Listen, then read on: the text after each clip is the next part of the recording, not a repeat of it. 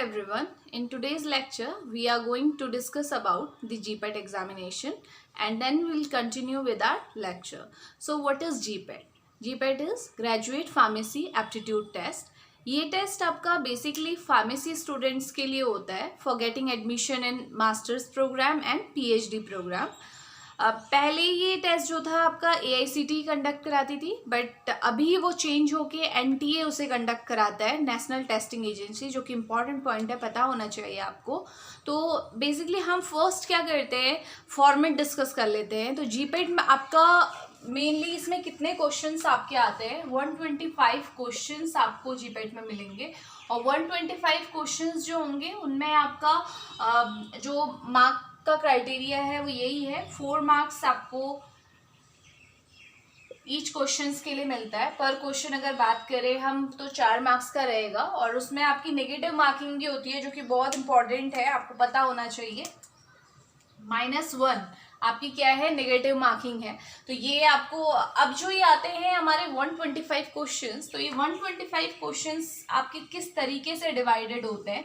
आप जानते हैं कि हमारे फार्मेसी फील्ड में 4 आपकी कोर ब्रांचेस होती हैं. कौन कौन सी वो कोर ब्रांचेस हैं? First is pharmacology, second core branch is pharmaceutics, third one is pharmacognosy, and the last one is pharmaceutical chemistry. So these are the 4 core branches of pharmacy.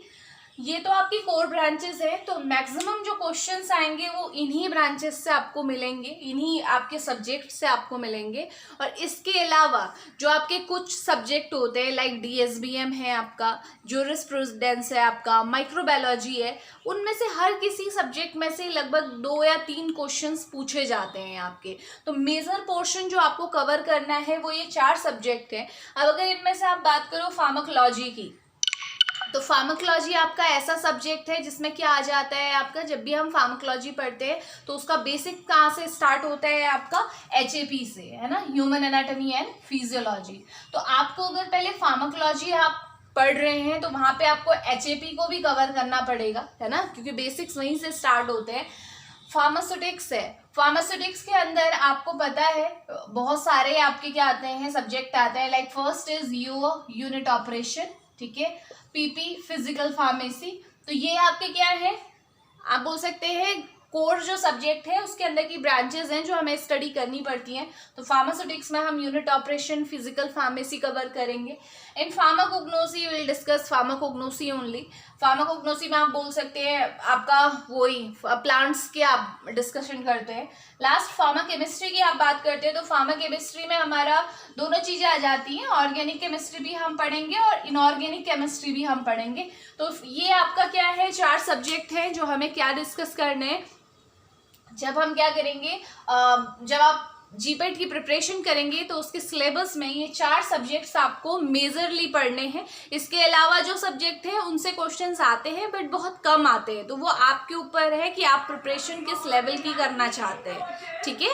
तो ये आपका क्या है, जीपेट के एग्जाम्स का किस तरीके से मार्क्स आपके डिस्ट्रीब्यूट होंगे, कहाँ से आपको क्वेश्चंस मिलेंगे.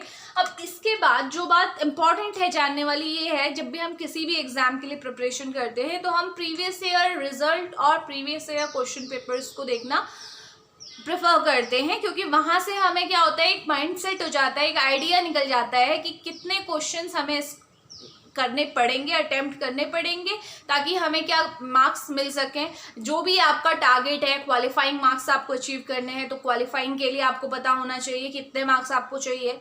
तो अभी हम क्या करते हैं, प्रीवियस ईयर का थोड़ा सा डिस्कस कर लेते हैं. लास्ट ईयर तो हमारा जो कट ऑफ आई थी वो थी आपकी 163 for general candidate and for OBC candidate it was 131.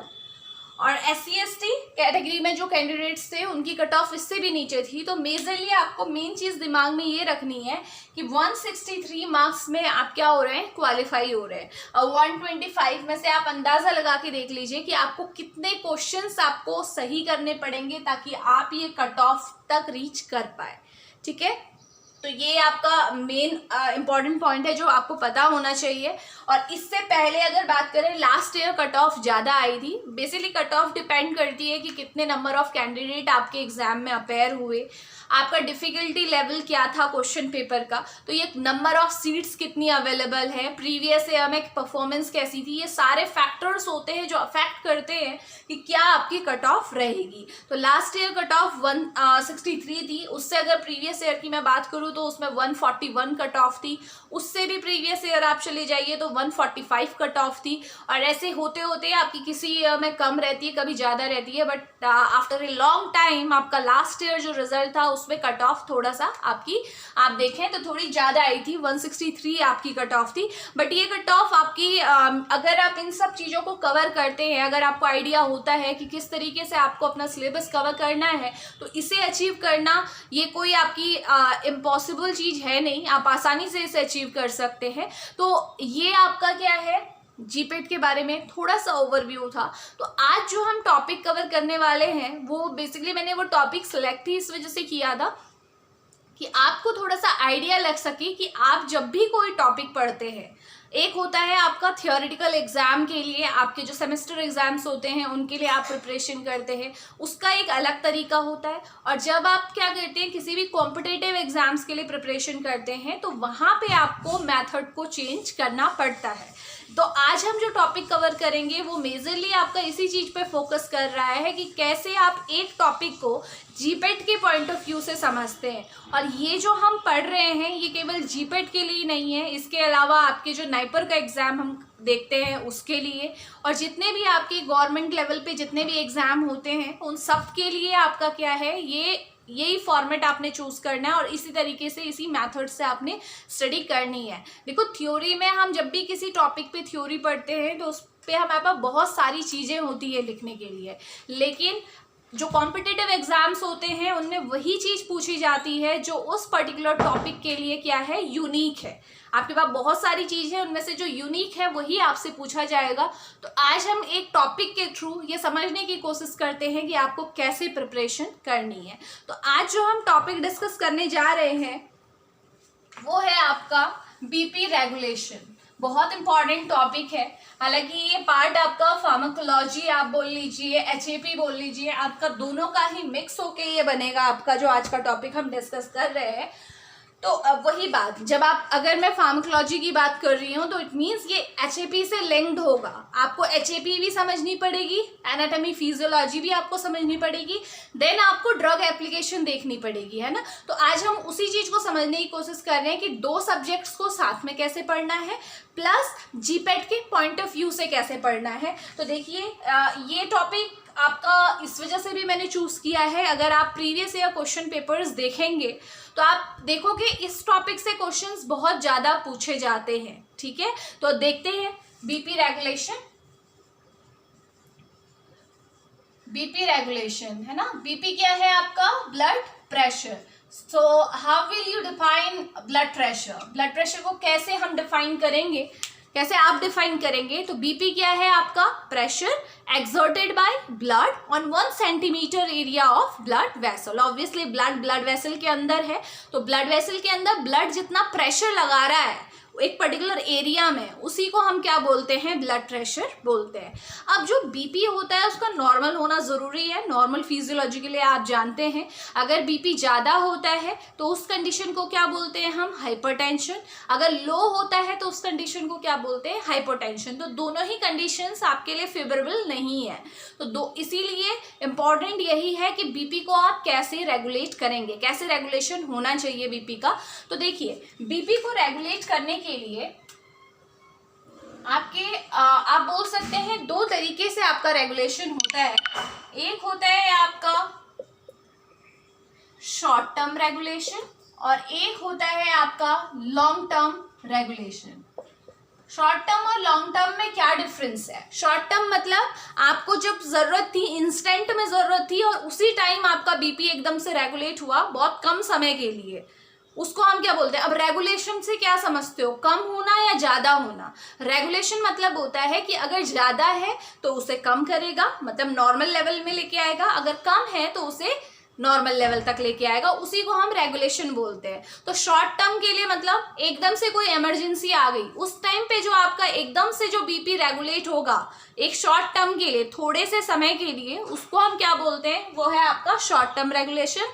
और एक लंबे टाइम के लिए जो आपका बीपी आपका पूरी बॉडी में रेगुलेट रहता है, लंबा टाइम मीन्स पूरा आपका, अगर फिजियोलॉजी की बात करें तो एक लॉन्ग ड्यूरेशन के लिए जो बीपी आपका रेगुलेट रहेगा वो आपका क्या है, लॉन्ग टर्म रेगुलेशन है। दोनों में डिफरेंस समझ में आना चाहिए। अब थोड़ा एग्जांपल से समझते हैं short term regulation. Short term regulation में क्या आएगा आपका, मैंने प्रीवियस जो लेक्चर्स थे अगर आपने देखे होंगे तो वहां आपने देखा होगा दो सिस्टम हमने डिस्कस किए थे, sympathetic and parasympathetic nervous system, और ये ऑटोनॉमिक नर्वस सिस्टम के पार्ट है। और ये दोनों ही सिस्टम मिलके क्या करते हैं, हमारी फिजियोलॉजी को रेगुलेट करते हैं। और उसी फिजियोलॉजी का एक पार्ट आपका क्या है, ब्लड प्रेशर है। तो मैंने बताया था आपको कि जब भी क्या होता है, आप किसी भी स्ट्रेसफुल सिचुएशन में होते हो, फेयर फ्लाइट की कंडीशन में होते हो, क्या होते हो उस टाइम पे, या फिर आप क्या कर रहे हो, कहीं रन कर रहे हो, ठीक है, तो आप एकदम से क्या होता है, आपका एड्रेनलिन रिलीज होता है, जो किसका पार्ट है, आपका सिंपैथेटिक नर्वस सिस्टम का।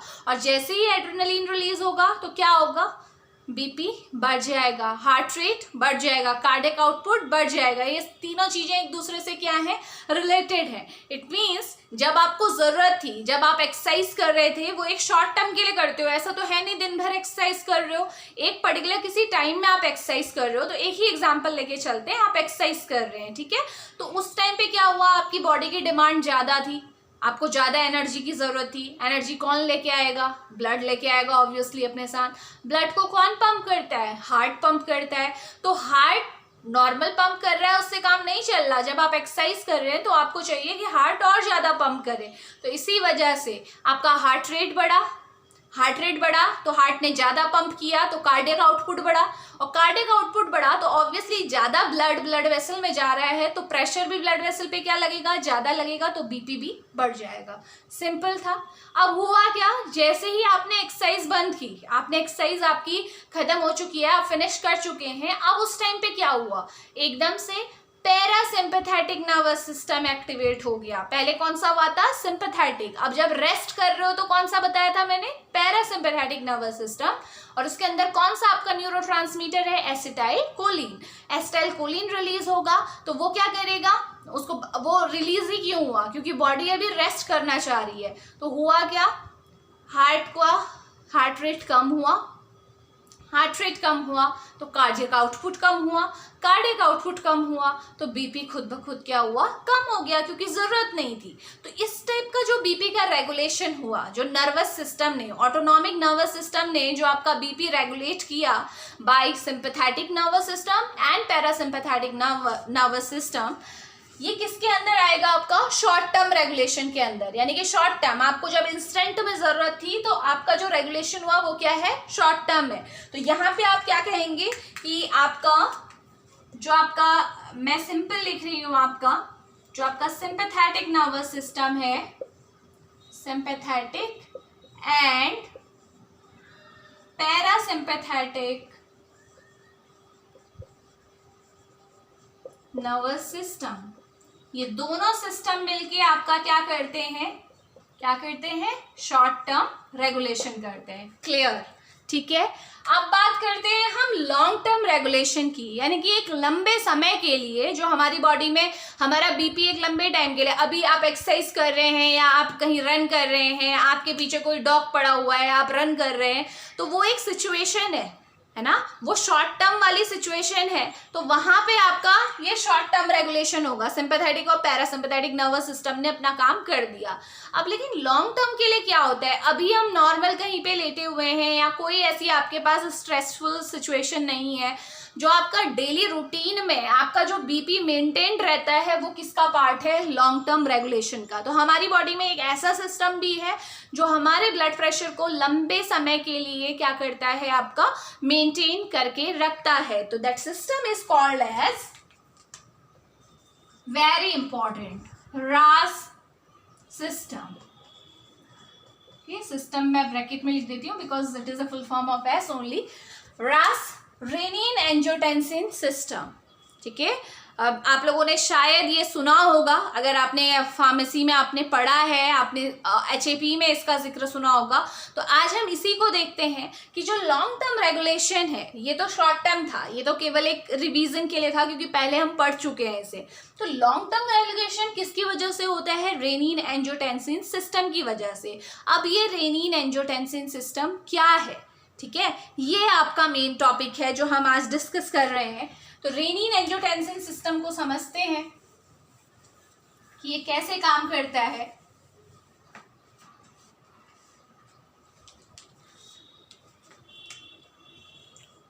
रेनिन एंजियोटेंसिन सिस्टम, चलिए अब ये है क्या, ये सिस्टम को समझने की कोशिश करते हैं। देखो, कोई भी सिस्टम कब एक्टिवेट होगा, हम कह रहे हैं कि अगर रेनिन एंजियोटेंसिन सिस्टम है तो उसके लिए एक सिचुएशन होनी चाहिए ना उसको एक्टिवेट करने के लिए, ठीक है। तो 3 कंडीशन है जिसमें आपका रेनिन एंजियोटेंसिन सिस्टम काम करना स्टार्ट कर देता है, क्योंकि लॉन्ग टर्म के लिए रेगुलेट करेगा ये, लेकिन शॉर्ट टर्म वाला हम डिस्कस कर चुके हैं। तो देखिए, रेनिन एंजियोटेंसिन सिस्टम तब एक्टिवेट होता है जब हमारा ब्लड प्रेशर लो होता है, ठीक है, क्योंकि इस सिस्टम का काम होता है बीपी को बढ़ाने का। इस चीज को ध्यान रखिएगा, जब भी हमारा बीपी लो रहेगा, ब्लड प्रेशर कम रहेगा, तो उस केस में ये सिस्टम एक्टिवेट होगा और ब्लड प्रेशर आपका बढ़ जाएगा। और फिर उसी के अपोजिट अगर हम बात करते हैं कि अगर मान लीजिए कभी बीपी बढ़ा हुआ है तो कम कैसे होगा, उसके लिए भी सिस्टम होना चाहिए, उसके लिए भी यही सिस्टम है। इस सिस्टम को बस क्या हो जाएगा, जब हमारा बीपी बढ़ा हुआ होता है तो एकदम ये सिस्टम क्या हो जाता है, आपका काम करना बंद कर देता है। तो अगर ये काम करना बंद कर देगा तो ऑब्वियसली बीपी आपका क्या हो जाएगा, लो हो जाएगा। तो वो अभी आप पढ़ेंगे, आपको वहीं से क्लियर हो जाएगा। देखो, 3 सिचुएशन है जो स्टार्टिंग में मैं आपको बताती हूँ। किसी भी एक इंडिविजुअल का बीपी कम है, ब्लड प्रेशर कम है, ब्लड का प्रेशर कम है, इसका मतलब ब्लड की वॉल्यूम भी कम होगी, क्लियर बात है। प्रेशर कम है, ब्लड अगर प्रेशर कम लगा रहा है तो इसका मतलब सीधे सीधे पता लग रहा है कि उसकी वॉल्यूम क्या है, अमाउंट क्या है, कम है, ठीक हो गया। और तीसरी सिचुएशन ये है कि अगर किसी भी इंडिविजुअल के, किसी भी पर्सन के ब्लड में आपका सोडियम का लेवल भी क्या है, कम है, ठीक है। ये 3 चीजें हैं जो आपको ध्यान में रखनी है, ये 3 चीजें, ठीक है। तो इन 3 चीजों की वजह से क्या होता है, इन 3 चीजों की वजह से ये होगा,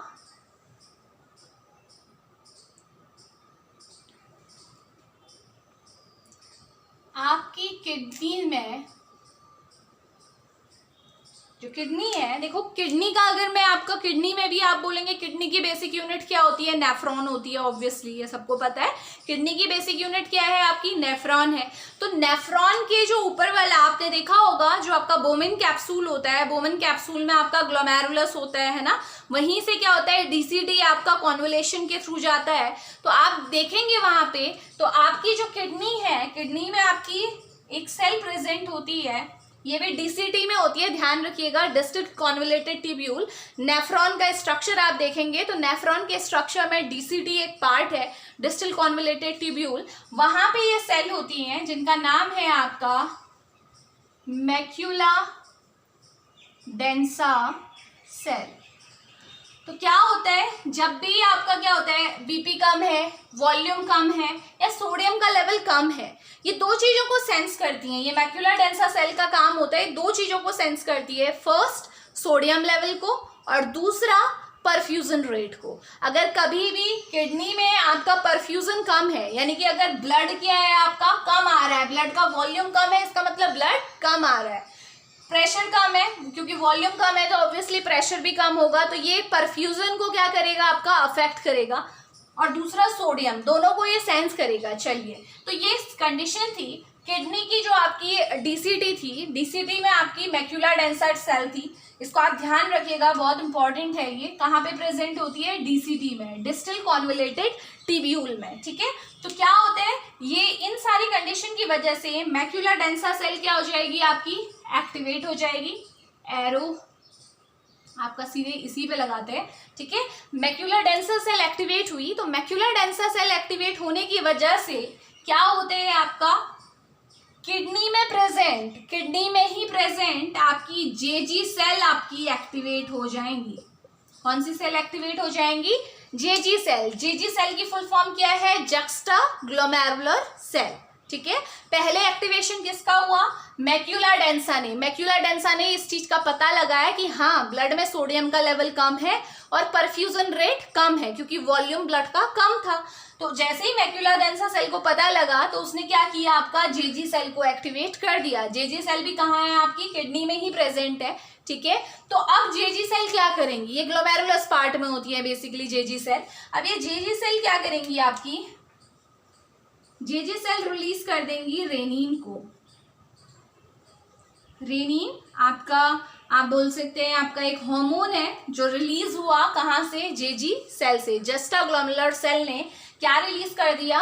रेनिन रिलीज कर दिया। इतना क्लियर होना चाहिए। ठीक है, अब ये रेनिन क्या करेगा? ये रेनिन जो रिलीज हो गया है ये क्या करेगा?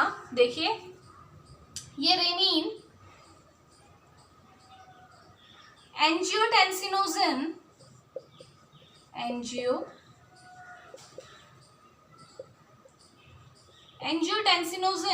को कन्वर्ट कर देगा एंजियोटेंसिन 1 में। ये रेनिन ने किया। अब ये एंजियोटेंसिनोजन क्या है? एंजियोटेंसिनोजन आपका एक, आप बोल सकते हैं एक आपका प्रोटीन है आपकी, जो कहाँ पे प्रेजेंट होती है, जो कौन सिंथेसाइज करता है? आपका लीवर इसे सिंथेसाइज करता है। ग्लोबुलिन टाइप की प्रोटीन होती है, हमने पढ़ी है डिफरेंट टाइप की प्लाज्मा प्रोटीन। तो एंजियोटेंसिनोजन ग्लोबुलिन टाइप प्रोटीन है और ये कहाँ से सिंथेसाइज होती है? लीवर से। ये आपके ब्लड में है। ठीक है, तो जैसे ही जेजे सेल ने रेनिन को रिलीज किया तो रेनिन ने इस पे काम किया और इसे किस पे बदल दिया? एंजियोटेंसिन 1 में। अब क्या हुआ देखो, नेक्स्ट स्टेप क्या रहेगा? जो ये एंजियोटेंसिन 1 है ये खुद में क्या है? इनएक्टिव है। ठीक है, और ये होता है आपका डेकापेप्टाइड। डेकापेप्टाइड समझते हैं, यानी कि इसमें आपके क्या होंगे? अगर आप कह रहे हैं कि पेप्टाइड्स कितने होंगे? 10 पेप्टाइड्स होंगे। ठीक है, नंबर डेका 10 पेप्टाइड्स इसमें प्रेजेंट होंगे। एंजियोटेंसिन 1, एंजियोटेंसिन किस में बदल जाएगा? आपका 2 में बदल जाएगा। और इसे बदलने के लिए एक एंजाइम की जरूरत पड़ती है जिसका नाम क्या है? आपका एस। एस मतलब एंजियोटेंसिन कन्वर्टिंग एंजाइम, क्योंकि ये एंजियोटेंसिन को कन्वर्ट कर रहा है फ्रॉम 1 to 2। ठीक है, और ये जो आपका एंजियोटेंसिन 2 है ये क्या है? आपका ऑक्टा पेप्टाइड। ऑक्टा मतलब इसमें आपके कितने पेप्टाइड्स होंगे? कितने पेप्टाइड बॉन्ड होंगे? आपके 8 पेप्टाइड बॉन्ड होंगे। तो बहुत सिंपल है, एंजियोटेंसिन 1 बदल गया एंजियोटेंसिन 2 में in the presence of S. ठीक है, अब ये एंजियोटेंसिन 2 क्या करेगा? ऑब्वियसली अपने रिसेप्टर से बाइंड करेगा। ठीक है, इसमें हम लोग कर देते हैं, मैं सीधे लिख देती हूँ एक्शन, क्योंकि इसको अभी हम नेक्स्ट में समझने की कोशिश करेंगे कि इसके बाद क्या हुआ। ठीक है, तो ये आया आपका। तो देखते हैं इसके क्या एक्शन है। यहां से इसे हम रिमूव कर देते हैं।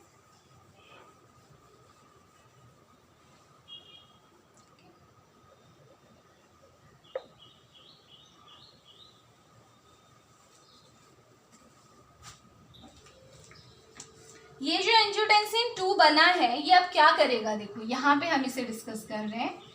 एंजियोटेंसिन 2 के आपके अपने अपने रिसेप्टर होते हैं, और ध्यान रखिएगा कि जो ये एंजियोटेंसिन 1 है, फिर अब तक 2 भी आता है, आपका 3 भी है, 4 भी है। याद रखिएगा एंजियोटेंसिन 4 टाइप में आपके डिवाइडेड है।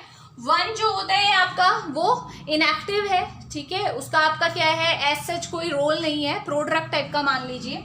2 जो है आपका ये क्या करता है? आपका मेजर रोल प्ले करता है, जो अभी हम डिस्कस करेंगे।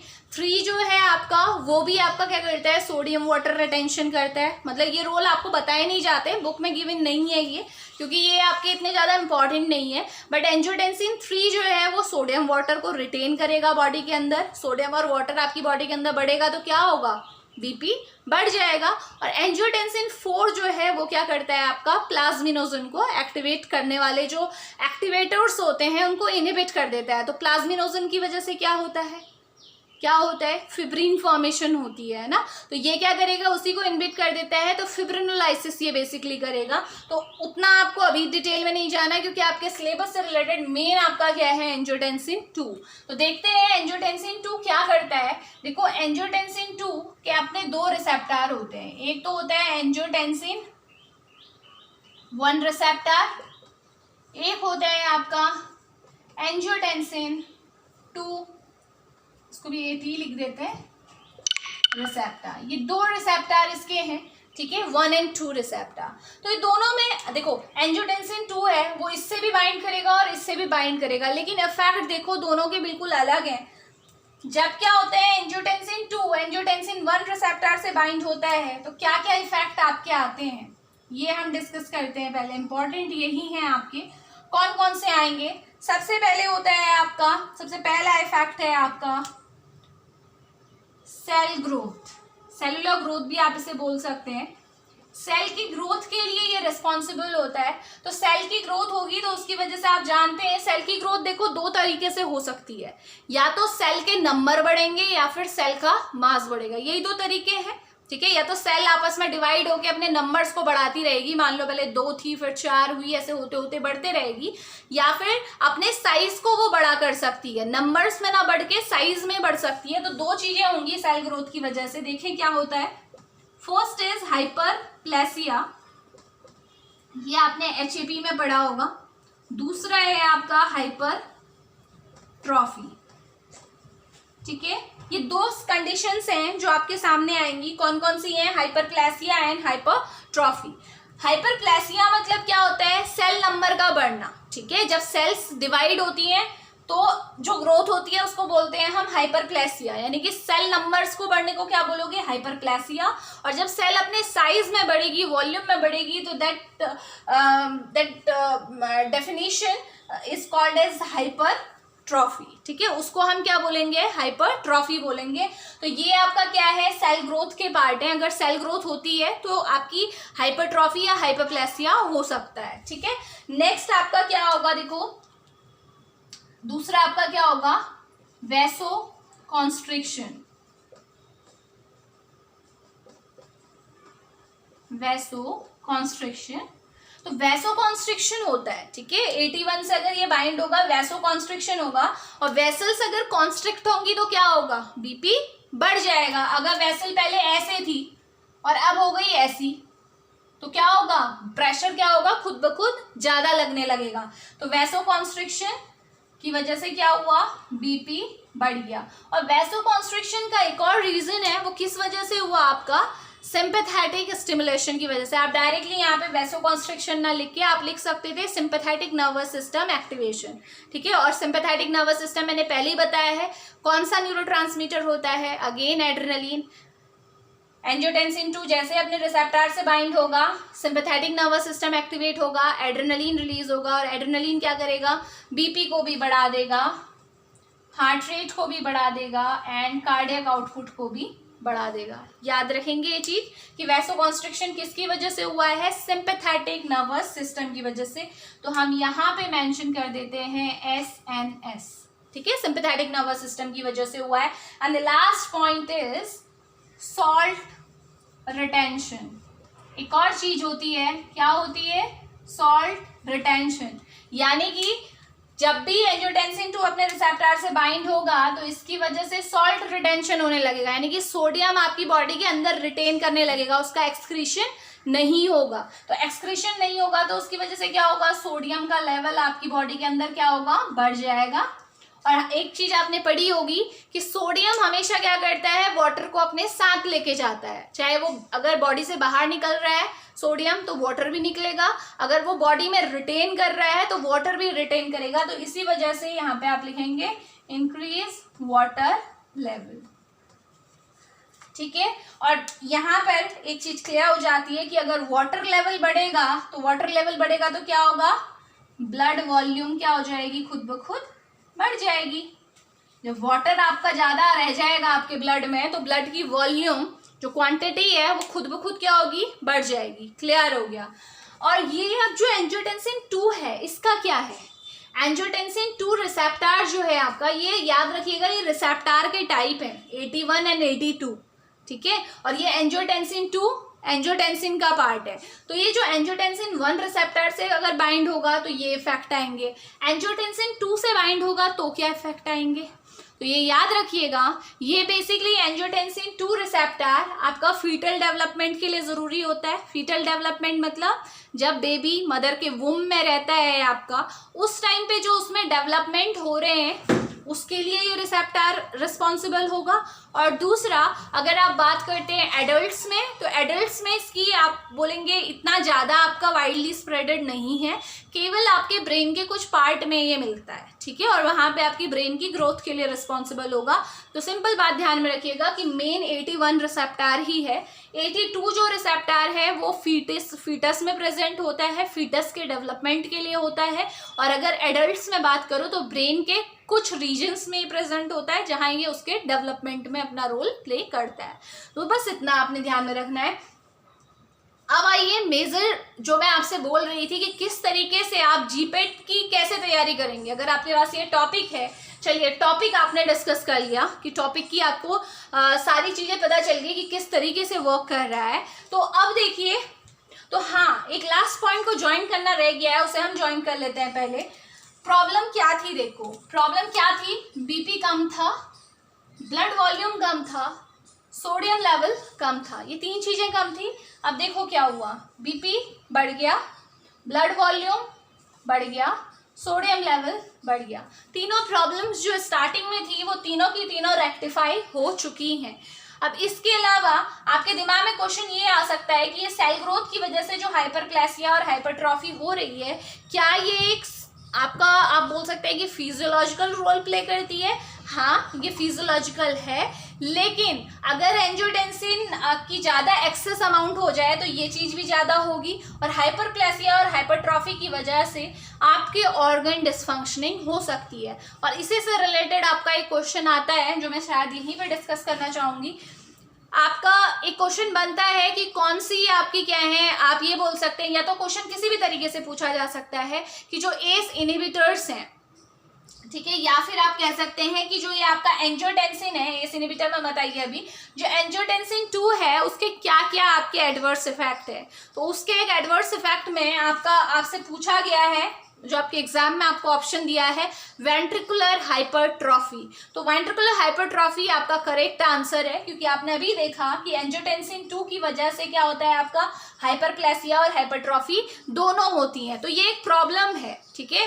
किसी चीज को आप सही करने जा रहे हैं, आप इन तीनों को सही करने जा रहे थे, वो सही हुआ, लेकिन उसके साथ साथ आपकी एक प्रॉब्लम ये है हाइपरप्लेसिया और हाइपरट्रॉफी की। इसीलिए आप एंजियोटेंसिन के लेवल को आप ज्यादा नहीं कर सकते हैं। अब वहीं पे आपका क्वेश्चन बनता है, देखो अब मान लीजिए कोई एक इंडिविजुअल है जिसमें आपका क्या है, ब्लड प्रेशर क्या है आपका ज्यादा है, ठीक है, कोई हाइपरटेंशन का पेशेंट आपके पास आता है, आपको पता है आप शॉर्ट टर्म की बात नहीं करेंगे, आप लॉन्ग टर्म ट्रीटमेंट में जाएंगे, क्योंकि आप एक लंबे टाइम के लिए उसको आराम देना चाह रहे हैं। तो देखिए लॉन्ग टर्म में आपके पास आया कोई बीपी का पेशेंट, आपको पता है कि रेनिन एंजियोटेंसिन सिस्टम की वजह से ही क्या हुआ, बीपी बढ़ता है, ब्लड वॉल्यूम बढ़ता है या सोडियम लेवल बढ़ता है। तो बीपी बढ़ने का मेन रीजन क्या है, रेनिन एंजियोटेंसिन सिस्टम। तो आप जो मेडिसिन देंगे वो कैसी होंगी, जो इस सिस्टम को क्या करती हो, ब्लॉक करती हो, यही होगी।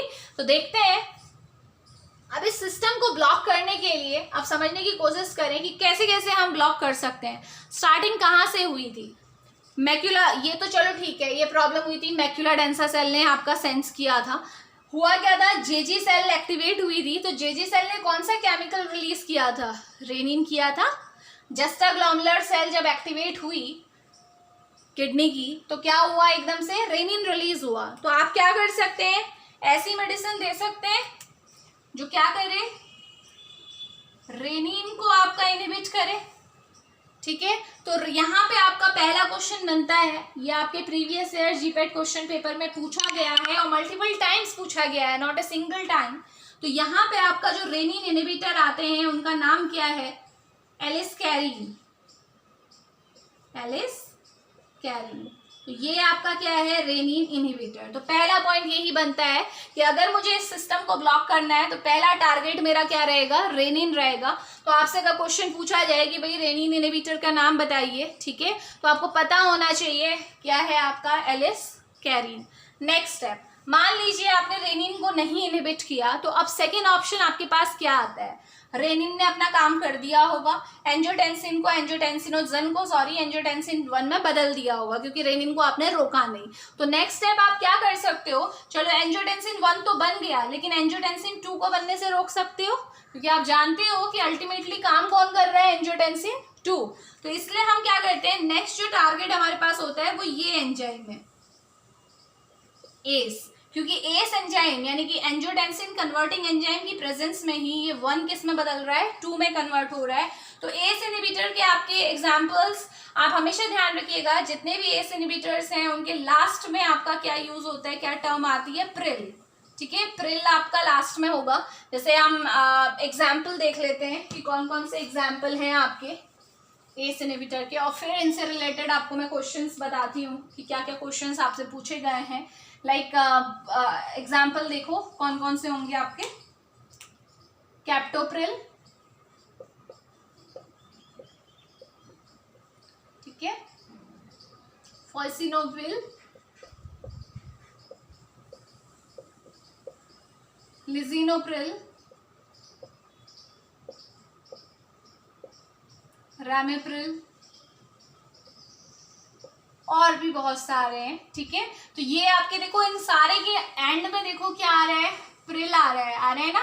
तो ये तो हुआ आपका एस इनहिबिटर के एग्जाम्पल। तो ये तो बहुत इजी है, ऐसा क्वेश्चन आपसे नहीं पूछा जाएगा, बट इससे रिलेटेड एक इंपॉर्टेंट क्वेश्चन बनता है कि ये जितने भी आपके एस इनहिबिटर होते हैं इनके पीछे प्रिल लगा होता है, तो पहचानना इतना मुश्किल नहीं है। तो ये आपसे ऐसे नहीं पूछेंगे, आपसे क्वेश्चन ये पूछा जाएगा कि इसमें से आपकी कौन सी प्रोड्रग है, ठीक है।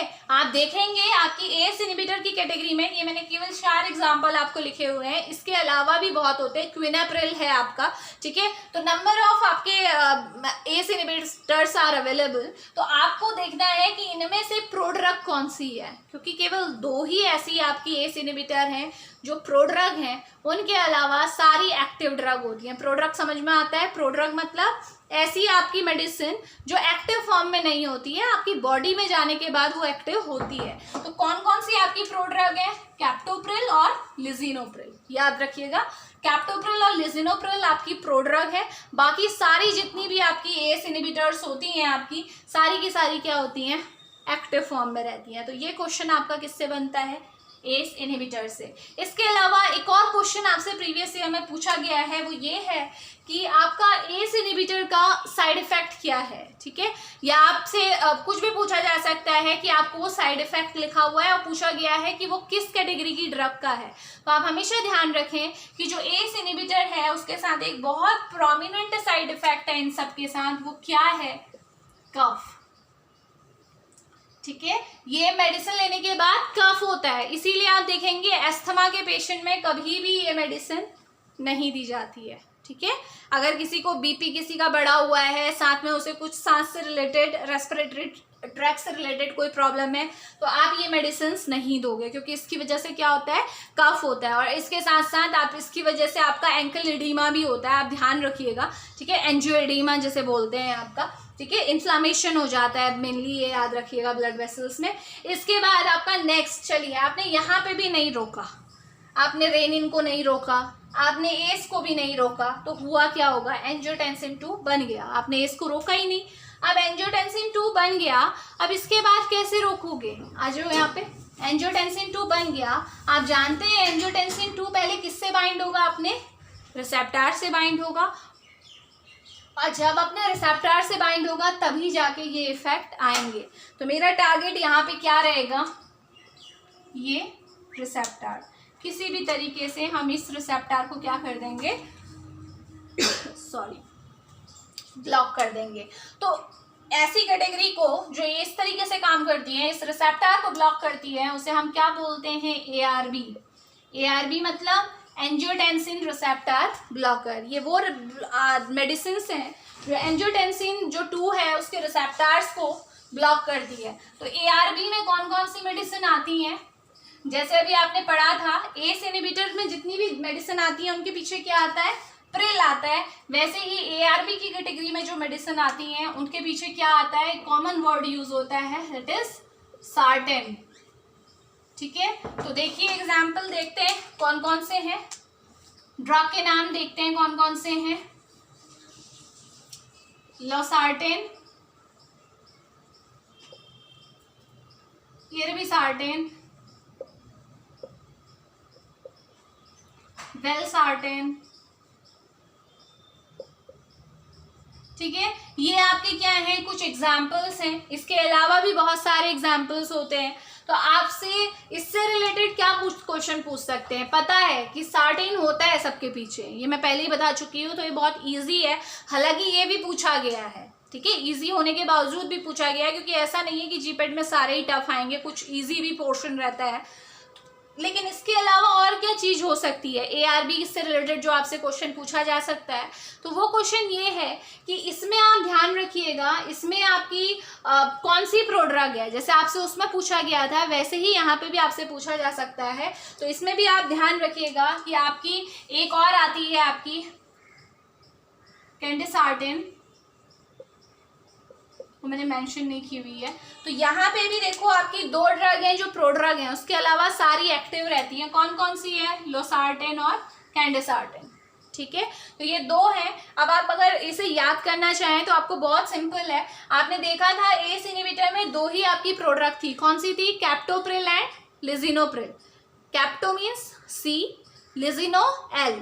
अब देखो इसमें भी आ जाओ, जो सार्टेन है एआरबी की कैटेगरी में भी दो ही प्रोड्रग है, एल लोसार्टेन, सी कैंडिसार्टेन। तो याद करना बहुत इजी है, सी और एल।